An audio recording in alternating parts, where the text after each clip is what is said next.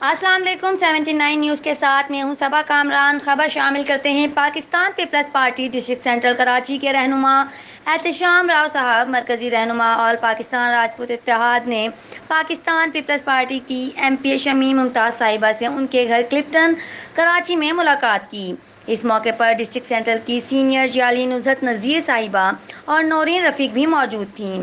मुलाकात में मौजूदा सियासी सूरत हाल पर तबादला ख्याल हुआ और डिस्ट्रिक्ट सेंट्रल में राजपूत बरादरी को दरपेश मसाइल पर आगाह किया गया।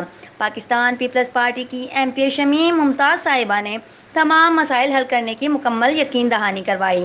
रिपोर्ट कर रहे हैं अब्दुल कादिर, 79 न्यूज़ कराची।